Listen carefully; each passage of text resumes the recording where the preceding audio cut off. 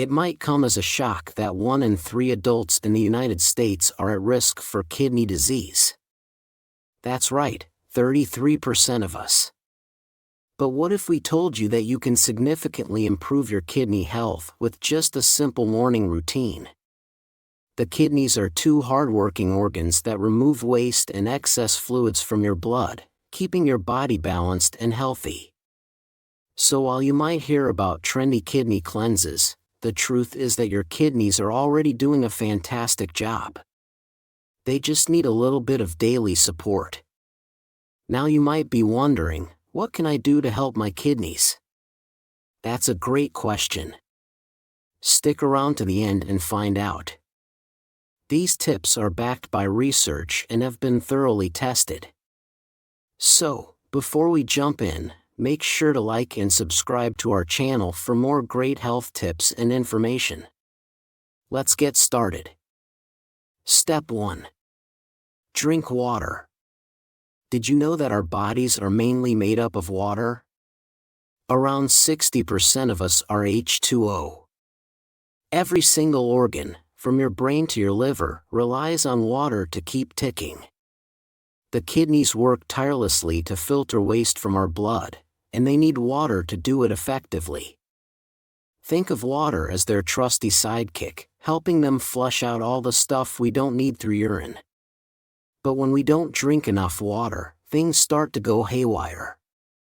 Think for a second. Have you ever felt tired for no reason? That can be a sign of mild dehydration. And if we get really dehydrated, it can mess with our kidneys, leading to some problems. Now, when it comes to staying hydrated, there's no one-size-fits-all rule. Sure, you've probably heard about the 8 glasses a day thing, but that's just a rough estimate. The Institute of Medicine 7 liters per day for men and 2.7 liters for women, but it can vary depending on factors like activity level and climate. So how do you know if you're drinking enough? Well, your urine can tell a lot. Ideally, it should be a nice light color, like straw. If it's darker, that might be a sign that you need to up your water game. Also, if you're taking medications or getting some medical procedure done with contrast dye, it's extra important to stay hydrated. Always check with your doctor about how much water you should be drinking. Especially if you have any health issues. Physical fitness is significant these days, isn't it? And morning workouts can be a game changer. They help you start the day on the right foot, and reduce the chances of other things getting in the way of your exercise plans. Plus, who doesn't love the feeling of getting healthier and more energized? Now, here's something you might not know. One of the primary issues for people with chronic kidney disease, or CKD, is not getting enough exercise. A lot of patients on maintenance hemodialysis, MHD, don't exercise at all, which leads to a low exercise capacity. But exercise is crucial.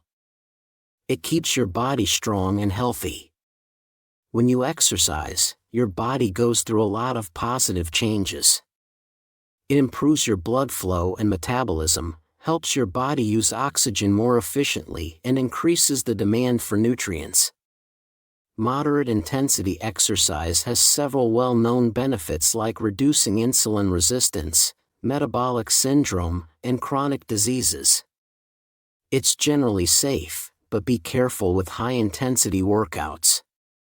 They can increase markers of muscle and kidney damage, like serum creatine kinase, CK, and urine microglobin and creatinine levels. However, high-intensity interval training, or HIIT, is safe and effective for CKD patients, offering benefits similar to moderate-intensity continuous training, MICT, in terms of exercise capacity and muscle protein synthesis. To see the benefits of exercise, it's vital to stick with it for at least 6 months, but if you have CKD, avoid contact sports or exercises with high workloads because they can increase kidney damage, especially if you have issues with your parathyroid glands or hypogonadism. So how do you get started? It's all about gradually increasing your activity level as your fitness improves. Here's a plan to help you out. First, type of exercise. Think about what kind of exercises you enjoy. Maybe it's walking, swimming, or yoga. Next is total time. Decide how long you'll spend exercising each day. Start with 20 to 30 minutes. That can be a good goal. Next is duration and frequency. Plan how long each session will be and how long you'll exercise each week. For instance, you might start with 30 minutes a day, 3 times a week. Next is intensity. Consider how hard you'll work. Will you take a brisk walk, jog, or perhaps lift weights? And finally, frequency. Aim to gradually increase how often you exercise. As you get fitter, you'll find that these activities become easier, and you can start pushing yourself a bit more. Remember, the key is consistency and gradually upping your game. So what's your plan for your next workout? Get moving and make today the start of a healthier, stronger you. Whether you're in a rush on a weekday morning or taking it slow over the weekend, there are plenty of kidney-friendly breakfast ideas that are both delicious and nutritious. If you're living with chronic kidney disease, choosing the right foods is essential. A kidney-friendly diet is all about protecting your kidneys from further damage. This means you need to limit certain foods and fluids to prevent the buildup of electrolytes and other minerals in your body. At the same time, it's crucial to ensure you're getting the right amount of protein, calories, vitamins, and minerals. In the early stages, you'll need to start being mindful of your food choices, but you still have some flexibility. You should focus on fresh, unprocessed foods. And keep an eye on portions of high potassium and high phosphate foods. As your kidney disease progresses, it becomes even more necessary to carefully monitor your diet. We hate to say this, but unfortunately, this means some popular breakfast items like tomatoes, avocados, spinach, potatoes, and bananas might be off limits. But don't worry, there are still plenty of great options out there, such as chia seeds, egg whites, and instant oatmeal. Avoid foods that are high in sodium or overly processed, including sausages and bacon, processed cheeses, and pancake mixes. For those with or at risk for diabetes, heart disease, or blood vessel issues, monitoring your fat and sugar intake is particularly crucial. Excessive sugar can lead to spikes in blood sugar levels, while high fat intake can contribute to the development of kidney diseases and other health problems. The average American consumes about 57 pounds of added sugar each year. That breaks down to about 71 grams or 17 teaspoons of sugar every single day. That's a lot of sugar sneaking into our diets. While fat is an important and necessary part of your diet, it should be consumed in moderation.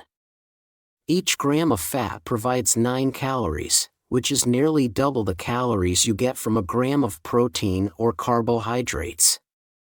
Everyone needs some fat in their diet for energy and to support cell function. However, consuming too much fat, especially the wrong kinds, can lead to a buildup of fatty deposits in your blood vessels, heart, and kidneys. This is particularly concerning for people with chronic kidney disease who are at a higher risk of heart disease. Because of this, fat can be a major culprit in kidney disease if not kept in check. Always check the nutrition label on food packaging to see how much sugar and fat are in your food. Look for added sugars and different types of fats.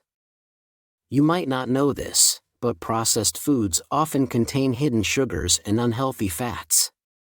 This is why it's advisable to eat more whole foods like fruits, vegetables, lean proteins, and whole grains. Use natural sweeteners like honey or maple syrup in moderation instead of refined sugars. You can also replace unhealthy fats with healthier options like olive oil, nuts, and seeds in your cooking. So what's on your breakfast menu tomorrow? Some forms of kidney disease are progressive, meaning they get worse over time. When your kidneys can no longer carry out all their duties and remove waste from your blood, they fail. But don't worry, these are simple steps you can take to support your kidney health. Remember, it's all about consistency and making these habits a regular part of your routine. If you have a chronic health condition that increases your risk for kidney damage, such as diabetes or high blood pressure, work closely with your doctor. Regular checkups can help catch any signs of kidney dysfunction early. It's essential to stay informed about your health. If you found these tips helpful, there's plenty more to learn. Head over to our channel for a truckload of healthy tips and advice. That's a wrap for this video. Thanks for sticking around with us to the end. If you want to learn more health tips, be sure to check out our other videos. Like and subscribe to stay updated on all our latest health tips. So what's one small change you can make today to support your kidney health? What do you think? Are you ready to give it a try? If you have any questions or need more tips, drop a comment below.